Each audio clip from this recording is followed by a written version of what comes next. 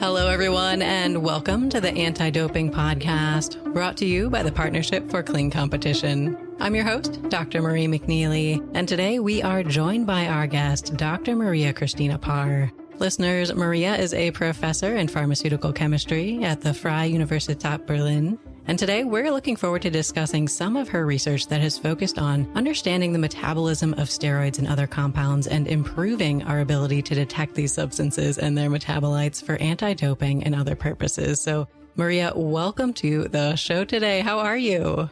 I'm doing great. Welcome to all the listeners. I'm happy to be here at the PCC Anti-Doping Podcast. Well, thank you again so much for joining us. We're excited to learn more about you and the work that you're doing. And perhaps we can start with your background, Maria. Can you share with us, how did you initially get interested in pharmaceutical chemistry and anti-doping science? And could you share your path to your current position? Honestly saying, anti-doping was the initiative for being interested in pharmaceutical chemistry. I met Professor Manfred Donecke when I was an undergraduate student at a public conversation, and I was really impressed by the work that he was doing and all the presentations that he did there. And at the end, I contacted him and said, yeah, I would be interested in this and that. I'm a student, undergraduate, and could you explain more about the specific work? And then he thought, who is this? Who is asking these questions? And would you be interested in seeing our institute? And this was the Doping Control Laboratory in Cologne, which was close by. And then I thought, okay, this would be a great idea to dig more into that. Later, when I finished my university studies, he unfortunately died before. And I contacted the successor for interest. And this is how I got into that field. I'm really grateful that it was working this way. Well, I know Manfred Donecke is certainly an important figure in the field. What was it like communicating with him and having this as your introduction to anti-doping and pharmaceutical chemistry? Yeah, unfortunately, it was a relatively short getting to know from this one-time occasion. For me, he died too early to be in closer contact, but I was really inspired by his talk there, and this is why I got into the field later. Wonderful. Can you talk a little bit about your pathway then? How did you go from this curious undergraduate student getting interested in the subject to your current position there in Berlin? Having said that I met Manfred Donecke, I had always in mind that it would be great to do an internship or so at the Doping Control Laboratory in Cologne. I contacted Willi Schenzer, who was the successor then, and he said, I don't have a position. And I said, I am too young for a position. And then afterwards, he contacted me a year later and said, you mentioned that you would be interested in potentially having a position. Are you still interested? And this was when I was almost closing my university studies. And so I thought, yes, this is the one-time occasion. And I went there and had a quick chat with Professor Schenzer. And then I got a doctoral student's opportunity at the institute and started my academic pathway there. After finishing the doctoral studies and being awarded doctor, I continued working there as a scientist for another 11 years. Great time, great research that we did there. And then we have this German, Austrian, Switzerland, different academic pathway that you can do habilitation, which is something like an advanced doctoral degree, let's say. And this is the way how in earlier times and partially also nowadays in Germany, you pave the path to getting a professorship. Nothing with a tenure track or so, but we call this habilitation. And this I did in pharmaceutical chemistry in cooperation with the University of Bonn in pharmaceutical chemistry. When I finished that, I applied for the position in Berlin. And this is where I am now since 2012. That's wonderful. And I think your path really points to the value of networking and not being afraid to reach out to these people and express interest and learn more about their work. So I think that's wonderful. Yeah, no worries to contact the big people that you meet at a coffee break or wherever at a conference. There's no worry to speak to very famous people. They also drink their coffee there. Right. So I was really lucky to have this possibility. Well, you are doing some remarkable work there at the Freie Universität Berlin. So can you tell us a little bit more about your current role and just the broad scope of the research that you do in your lab now? The work that I'm doing is all around chromatography and mass spectrometry, which is one of the major techniques that I learned at the doping control laboratory in Cologne. So this is instrumental analysis that we are still using very broadly. And we use this to study what is about the quality of drugs in general. But of course, with all the fascination that I got from the anti-doping world, we also focus on drugs that are related to potential performance enhancement in sports. And there we basically improve methods for the detection in cooperation with other anti-doping laboratories. And we also look into what is the body of a person doing with the drugs before they get excreted. So to clarify, most of the drugs are not excreted in exactly the same form as they are taken, but the body adds some tiny little parts onto the drug or sometimes modifies the drugs with the basic idea to make them more soluble in water, meaning in urine samples to be excreted easier. Oh, that makes sense. I think you are doing some fascinating work. And just to dive into the details of some of your recent research projects, we'll start with one. This hormone, ecdysterone, isn't currently banned in sport, but I know it's included on the list for WADA's monitoring program as of the year 2020. So, Maria, can you briefly explain just what ecdysterone is and how it could potentially enhance performance in sport? Yeah, first of all, you need to know that ecdysterone is a compound that looks like the regular steroid hormones, but is not regularly found or produced in mammals or humans. It's a hormone that is active in insects and it promotes the molting of the insects. But it's also found in different plants that use this to protect from potential insects that may do harm to the plants, because it then interferes as something like an endocrine disruptor in the insects. So different plants produce different steroids, and ecdysterone is one that you can find in various plants with relatively high concentrations in something like suma, which is called also Brazilian ginseng, but it's also present in quinoa or, for example, in spinach. And we found from advertisements that it's promoted to also increase sports performance or at least muscle mass. And there had been some hardly accessible scientific articles from the 1980s and rumors that it would have been taken in sports persons as performance-enhancing drug. And then together with colleagues from the anti-doping laboratory in Rome and the German Sport University, we started our research in investigating in this compound a little bit more. It's currently sold as dietary supplement, and there it's widely promoted within the sports community. So we did the first experiment seeing whether it might directly promote anabolic effects, which we followed in vitro systems. So we used muscle fibers that you can grow in little laboratory equipment and then treated them with this ecdysterone and also, of course, some other compounds. And we saw that these muscle fibers increased their fiber thickness significantly, even more than compounds that we used as control, meaning known anabolic steroids in the same concentrations. And then the group of Patrick Diehl at the German Sport University had some animal facilities to also treat rats with ecdysterone. And we saw that they also had increased muscle mass after treatment in these rat animals. And this is where we then came up with a proposal to the World Anti-Doping Agency as a research project. We informed them about our findings and asked for project funding to study the anabolic effects of ecdysterone a little bit more systematically, and also the potential detectability. And we finally got a grant from WADA in the team, Patrick Diehl, Francesco Botre, and myself as principal investigators. This study then focused on a training trial in young men. They received ecdysterone for 3 months and were doing a supervised training. And after the 3 months of the study protocol, we saw that they had an increased performance in resistance tests.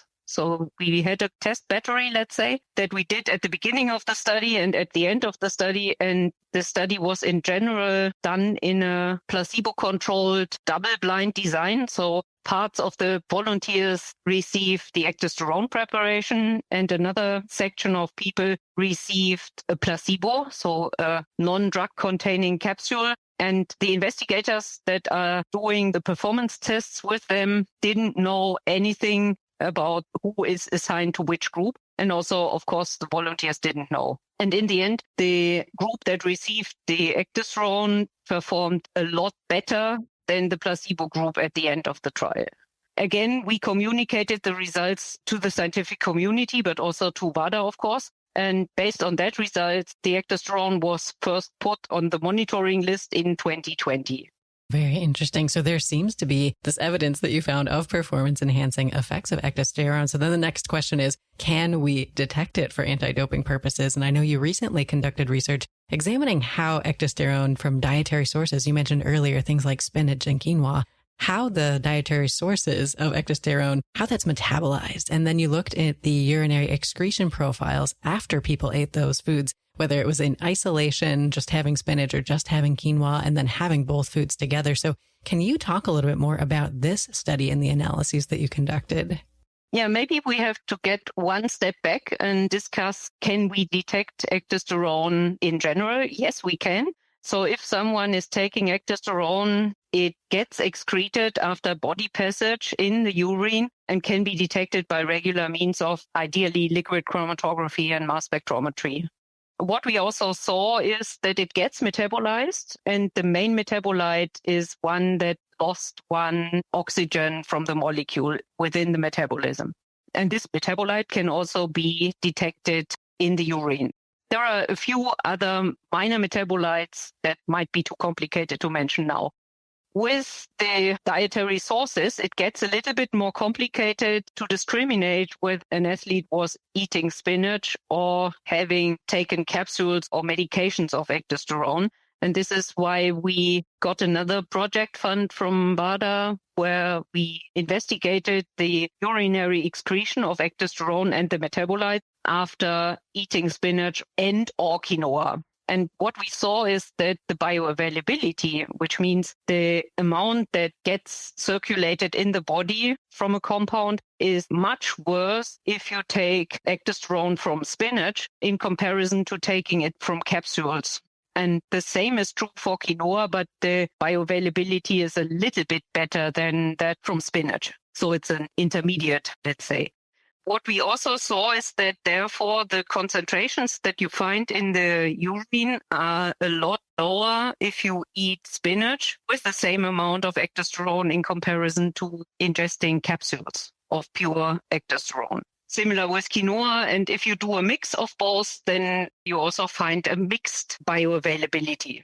So in principle, one can discuss if there is a chance to set a threshold value. But in general, compounds get excreted from the body, generally following a decrease in concentration by time.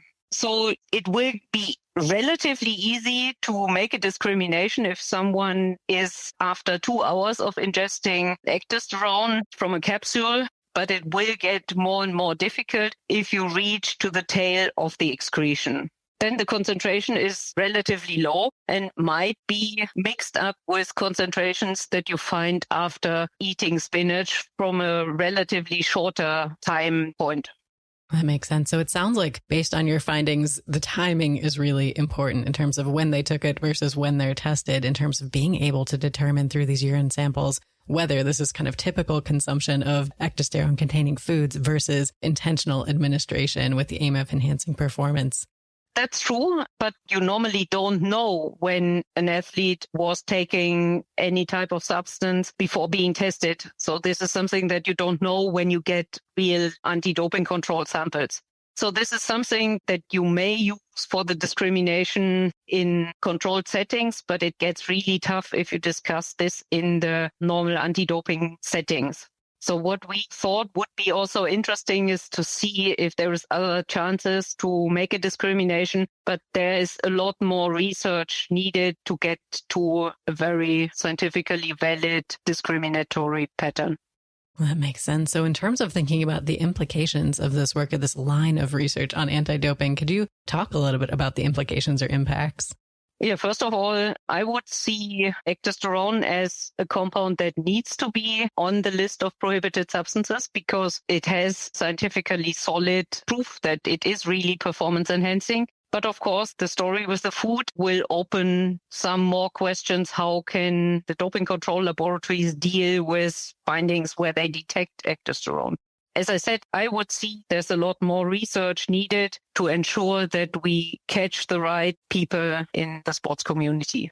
Well, that makes sense. And it's helpful, I think, to put it into context. And I know another area that you've been working on is just this area of exposure, we'll call it. I know with anti-doping analyses becoming increasingly sensitive, the field is becoming increasingly interested in potential exposures through whether it's skin contact, things like cosmetics or other just topical products that people are using every day. So Maria, can you talk a little bit more about your recent study that was examining steroid metabolism in skin cells relevant to this area?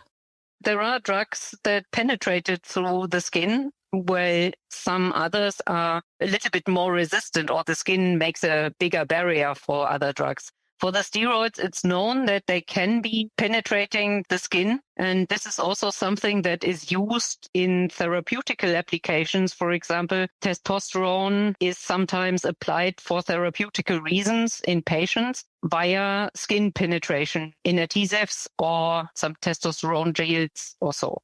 The skin is an organ that is, on the one hand, a barrier for lots of drugs, but also for their specificities in the metabolism. Especially for the steroids, the metabolism in the skin is different than the metabolism that you would see, for example, in the liver. So if you administer steroids onto the skin, and while they penetrate through the skin to get into the circulation bloodstream, there is a first round of metabolic reactions that take place already in the skin before the compound reaches the circulation. This is something that we investigated again in vitro systems. So we had skin cells that are no longer in the regular environment of their normal skin, but they are isolated. And we took those cells to see the metabolism of steroids in those skin cells. Of course, this is an artificial environment in this laboratory equipment, but also offers the separation, let's say, of the different organs of the body where metabolism may take place. This was the basic idea, to see what are skin cells doing with the steroids that we applied. And we tried to monitor different steroid varieties. So some structurally related steroids, all of them classified as androgens. But of course, it would also be interesting to see if this would also influence the metabolism in corticosteroids or so, because they are also, or they can be applied topically. Yeah, and then we incubated those skin cells with the compounds, and afterwards we analyzed what those skin cells made out of the steroids that we applied. So looking into what are the metabolites that are produced by those skin cells. And of course, the idea is to see if there might be a difference in the later administration from skin or from oral. And the colleagues from the Doping Control Laboratory in Rome also did an investigation looking into those differences between skin topical administration and the oral administration, for example, for chlorotestosterone. And this was also published by the colleagues in Rome, and we are closely cooperating with them to identify the metabolites that are produced chemically correct. Because for lots of the metabolites that are produced, there's hardly any source of reference material that you can use for comparison of the identity. And you kind of mentioned earlier that how things break down differs by where they're broken down. So these steroids might transform into different metabolites in the skin versus in things like liver cells or other cell types. Can you maybe elaborate on this a little bit in terms of what biotransformations did you see specifically in the skin cells versus what you might have expected in other cells? Yeah, especially in the skin cells, it is known that steroids get transformed to their 5-alpha reduced metabolites, while other body cells can also transfer them into 5-beta configured steroids. This is not something that is really exclusive. So in general, all cells have the same genetic information, but the 5-beta reduction doesn't take place in the skin. This is something that you might use for the discrimination, potentially. Something that still needs a little bit more of investigation than in vivo. Because after transferring through the skin, of course, the compounds get circulated in the body, and then you have the metabolism of all the other types of compounds, of all the other types of cells that will add another round of metabolism. So in the end, before it gets excreted, a compound sees not only the skin cells, even if they are applied to the skin, but also the other circulating areas of the body. That makes sense. You see kind of in the urine a mix of metabolites from metabolism in different parts of your body. Exactly. So let's talk about what these results mean. I think in anti-doping, a lot of the work that you're doing is very much relevant to applications in the real world in anti-doping. So what does this mean in terms of detecting steroid use and being able to differentiate between the modes of administration, whether it's skin, whether it's oral, and whether it's just endogenous steroids that people have in their body normally? As I said, the route of administration may result into different pronunciation of metabolites that are produced in the circulation. And sometimes you may find ratios or compounds that are found after one administration and not after the other. I can add another example. We are currently running a study on salbutamol, which is another compound that is prohibited that has no steroid structure. And after the inhalation, you find relatively low amounts of the salbutamol being transferred to its sulfoconjugate, while after oral administration, the amount is relatively high. So this can also be used partially, let's say, again, for discrimination of the route of administration. Yeah, lungs are not able or almost not able to transfer salbutamol into the sulfoconjugate, but before it then reaches the urinary flow, of course, it again gets circulated in the body after being uptaken from the lungs. And then, of course, there can be a sulfoconjugate also be produced while being in contact with other cells like the liver or so. But the intestine that the drug reaches first after being swallowed has a very strong efficiency in conjugating salbutamol. And then the compound and the sulfoconjugate get absorbed from the intestine. And then it reaches the circulation and, of course, at the end, being found in the urine samples as well. So from the amount that gets sulfonated, you see a difference again after one or the other route of administration. That makes sense. And for listeners out there who aren't familiar, salbutamol is an asthmatic drug that people usually prescribe to reduce inflammation in the airways. Is that correct? Yeah, that's correct. It can be used in acute asthmatic events, and it is also prohibited in sports, but to allow sports people to treat their acute asthmatic events, it is prohibited for oral use and not for inhalative use when it gets inhaled by therapeutical amounts and not being excessively abused.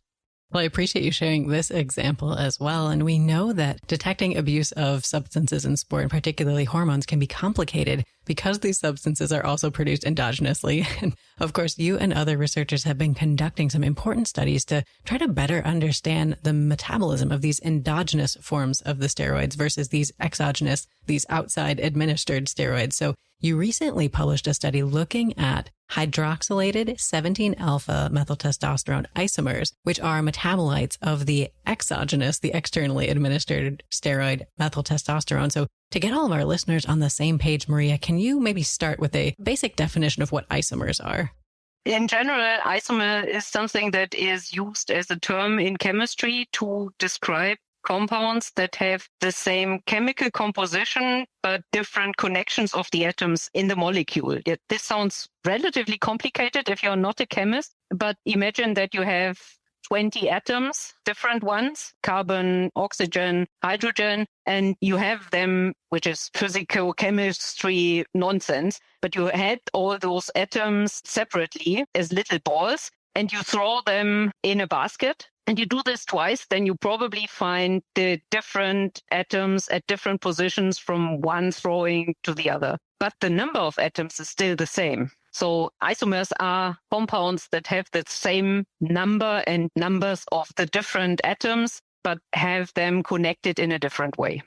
I think that's helpful as a starting point. And then perhaps we can get into the specific study next. So Maria, can you talk about why you were specifically interested in this hydroxylated metabolites and what analytical limitations or challenges are there with traditional analytical methods for trying to separate these metabolites? In general, we are interested in, let's say, all types of metabolites that are produced by the humans, also sometimes by laboratory animals as model systems. So if we see that a compound gets hydroxylated, that's one of the relatively common pathways to add another hydrophilic group, meaning that makes the compound more soluble in water. And this is a common way to help to the excretion in urine. So hydroxylation is one of the easiest reactions that you may imagine to get rid of the compound. And looking into those metabolites, we found that especially in steroids, there are different positions. And this is nothing that my group discovered, but it's something that was already monitored since, I would say, 40 years or maybe even more. These hydroxylations can take place at different positions in the molecule, and you find these compounds, metabolites, that are hydroxylated at different positions after body transfer. Of course, it is interesting to know where exactly this hydroxylation takes place. And from the chemical point of view, all these monohydroxylated steroids represent isomers. And the discrimination between different isomers can often hardly be done by mass spectrometry.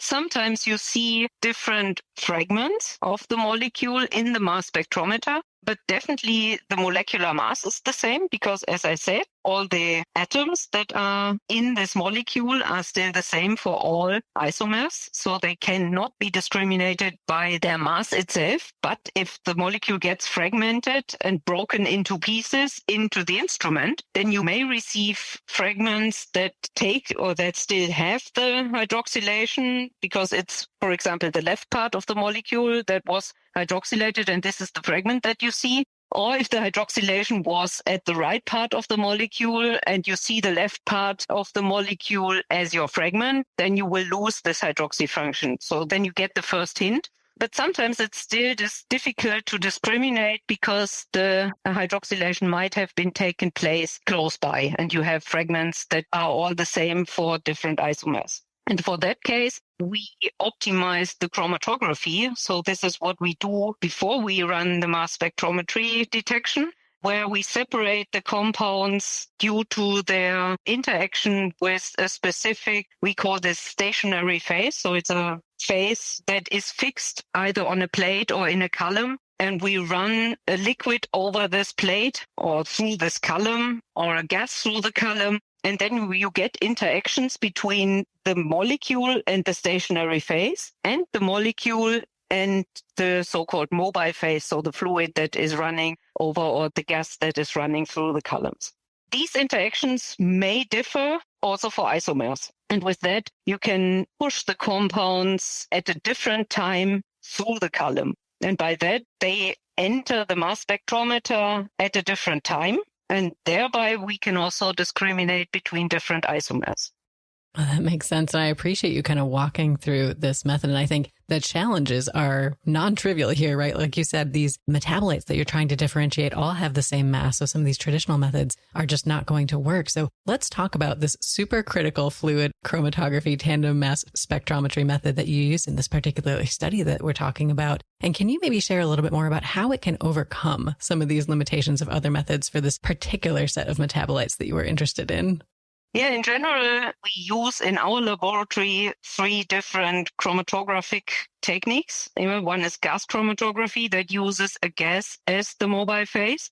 The second is liquid chromatography that uses solvents, so liquids as mobile phase. And then we came across this interesting technique that uses supercritical fluids or mixtures of supercritical fluids with other, we call them modifiers, as the mobile phase. And the interaction for all the techniques is a little bit different, because the physicochemical properties of gas, supercritical fluid, and liquid are a little bit different, and this offers different possibilities to get compounds into interaction in the chromatographic system. And what is great in supercritical fluid chromatography is that you have a system that looks a little bit like the liquid chromatography system, but due to the physicochemical properties of the supercritical fluids, you often find lower pressure when you push the compounds with the mobile phase through the column. And this allows most frequently to increase the length of the column that you use. And the longer the column is, the better the resolution may be.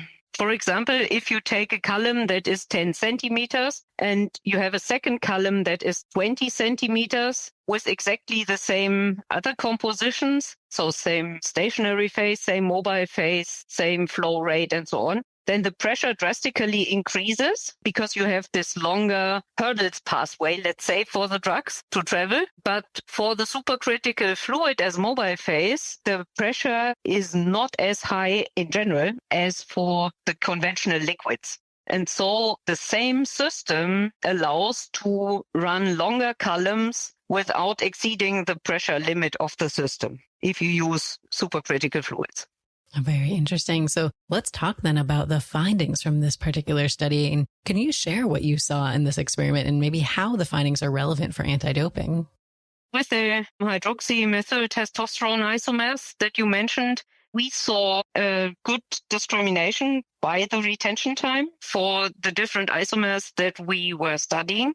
And this allowed us to discriminate, for example, a 6-hydroxy metabolite, which is a very old, commonly known metabolite for methyltestosterone, from other metabolites like 4 or 2-hydroxy methyltestosterone that could be complicated to achieve with the other two techniques. So with gas chromatography, we found coelutions of those isomers. Also with liquid chromatography, we found coelutions, but we managed to separate them all on the SFC, which is the abbreviation for supercritical fluid chromatography. And what is maybe the strongest impact for the anti-doping research is that the 4-hydroxy methyltestosterone is also available as drug itself, and it's called oxymesterone. And if you now see an athlete with an excretion of hydroxymethyltestosterone, you might want to know whether this athlete administered methyltestosterone or maybe took methyltestosterone and oxymesterone in parallel. So with the discrimination, you might be able to substantiate whether someone was taking methyltestosterone only or was administering multiple drugs. I think this is really exciting, and these findings have important implications to help better understand what we're seeing in the samples that are being tested from athletes. And I know last year you also published a study, you've been quite busy, describing the structure of a sulfoconjugated metabolite of methyltestosterone. So let's talk about this study as well, Maria. Can you explain why it was necessary and how it was conducted? Yeah, the basis was a publication from a group of Spain. They investigated sulfoconjugate metabolites as long-term markers of steroids misuse. And they proposed this sulfoconjugated metabolite of methyltestosterone that we also followed in our study as long-term metabolite based on liquid chromatography separation and then later identification with gas chromatography. And we saw that, of course, it would be great if we can have a direct analysis of the sulfoconjugate without the necessity of combining different chromatographic procedures and then in between some chemical reactions to allow for the identification. Again, the trouble with the sulfoconjugates or the sulfoconjugated metabolites of methyltestosterone is that you can have several isomeric compounds. And most of those are not commercially available for reference material. So we synthesized the reference materials of all those reasonable isomers and then set up a method that was able to discriminate all the, in that case, 8 reasonable isomers that might be produced. And then we were interested, is the body doing the metabolite 1, 2, 3, or 8, or maybe more than 1? So this is what we did. And we were then convinced that we see one major sulfoconjugate and that we can for sure discriminate this with our method from all the other potential isomers. We are currently about to run another project that we got tentatively funded by the World Anti-Doping Agency to see how much of a difference is between different individuals. So we are conducting another study with the administration to humans to see how the compound gets excreted in different individuals and how long can we detect the compound after administration in those several individuals. So can we talk a little bit about your results of this study? You were looking at the structure of this sulfoconjugated metabolite to try to, again, use this as a way to detect it longer term. What were your results and why were they so valuable for the anti-doping community? As I said, it's basically because they seem to be detectable for a significantly longer time than the conventionally used metabolites. And having the direct detection of those sulfoconjugates helps in the laboratory everyday routine because you don't have to get rid of the sulfoconjugate and then analyze we call this aglycon, which is the compound without the sulfoconjugate, to trace back an administration. And if this is significantly longer, this can help to trace back an administration that was taking place a longer time ago. So with the very long-term metabolites, and I'm not speaking about methyl testosterone at present, we might be able to trace back an administration for more than 2 months. So single dose administration. So if you are taking the drug today, we might be able to see this even in 2 months' time. And this, of course, helps to get the cheaters that are not asked for doping control samples every day. So the longer this period of detectability is, the more likely it will be that you catch a cheater when you have regular samplings, let's say every month. And then if you have long-term metabolites that allow to trace back 2 months application, then you might have the chance statistically twice to catch this person if you do monthly controls. If you have detectabilities for only 2 days, then it might get complicated. Definitely. And I think just knowing that this could potentially be detected for up to 2 months could be a strong deterrent factor for athletes who might be considering doping. So I think that's very powerful as well. Yeah, I hope so. And you mentioned a couple of your collaborators throughout our conversation so far today. And I think collaboration is critical in anti-doping science. So how do you collaborate with other stakeholders, whether it's other scientists or funding organizations like the PCC in the work that you do?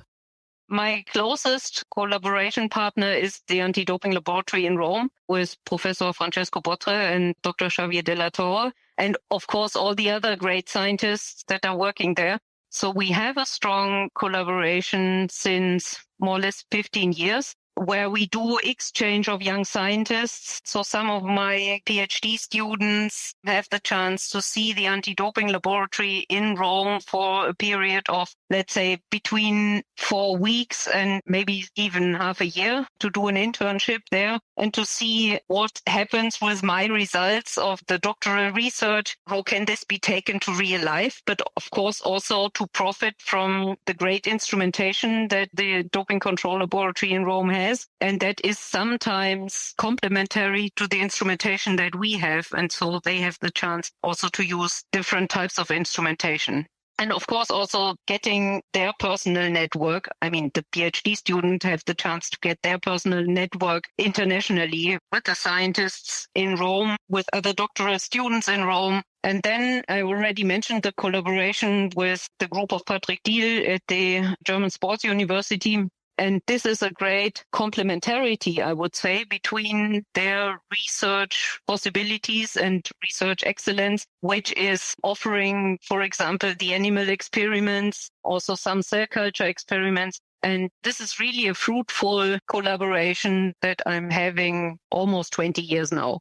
Of course, it's very worth mentioning funding organizations. As you probably know, being related to PCC, funding is something that is really crucial for science. And we really highly appreciate the funding that we can get, especially for those anti-doping related projects, which are hardly funded by the general publicly known funding organizations, because those mainly focus on basic research. And this very, very applied research in the anti-doping field is not within their scope. So we highly appreciate the fundings from the World Anti-Doping Agency, where we had several projects, some of them I mentioned already, funded. And we also had funding from the PCC in the context of steroid metabolism research and the generation of reference material that can be used in anti-doping analysis.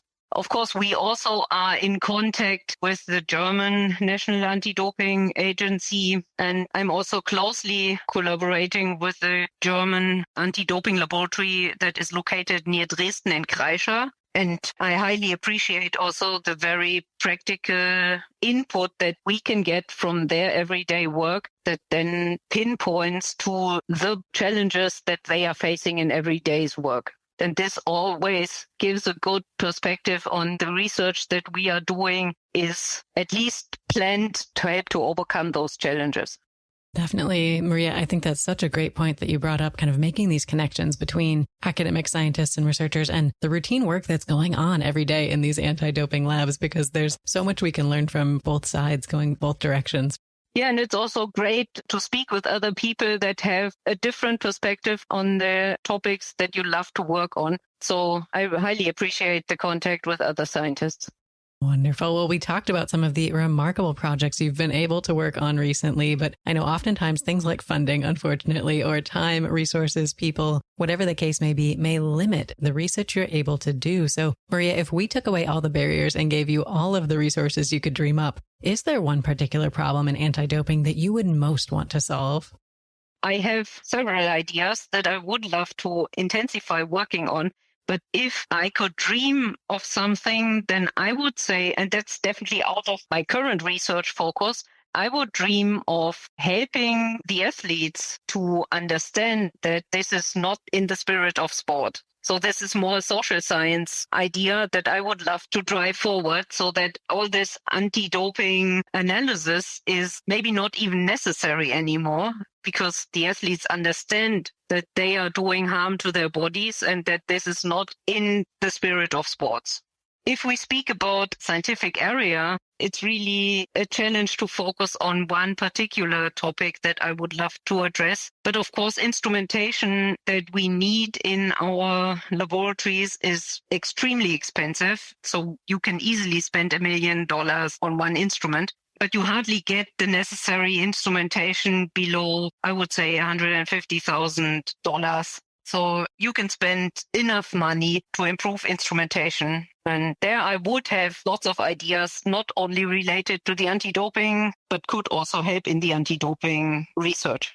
Well, fantastic, Maria. I love these dream projects. I love your first idea, kind of getting to the root cause of these anti-doping problems that everyone's kind of working together to solve, but also really pushing the needle forward on the detection ability and the instrumentation to kind of overcome some of the limitations and barriers there. So we appreciate you sharing these dream projects with us today, and we've covered a lot of ground. If our listeners want to learn more about you and the incredible work that's going on in your lab, what is the best way for them to do so?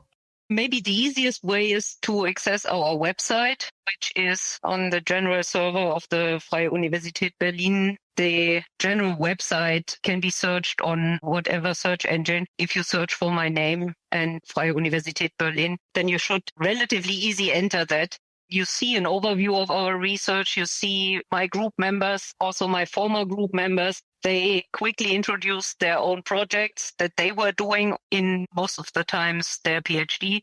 And of course, you also find a list of publications on the website. If you want to see the regular scientific databases like Medline, of course, you can search for my name as author, and then you will also find more on that.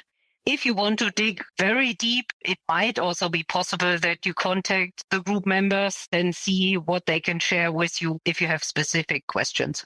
Fantastic. Well, Maria, we appreciate you sharing those resources. Listeners, definitely take some time to check out Maria's lab website, browse their current papers, their team, and all of the amazing work they're doing. And Maria, it's been so wonderful to chat with you today. We really appreciate you joining us on the show. Many thanks for the invitation. I really enjoyed sharing my ideas and our research with you. Well, it was a pleasure to chat with you. And listeners, it's been wonderful to have you here with us as well. If you haven't already, it would mean so much to all of us if you could rate our podcast and leave a review on your favorite podcast platform. And listeners, please note that the Anti-Doping Podcast features a wide variety of clean sport experts, and episodes may include statements and or viewpoints that do not necessarily reflect the views or values of the PCC. Thank you, and we look forward to seeing you on the next episode of the Anti-Doping Podcast.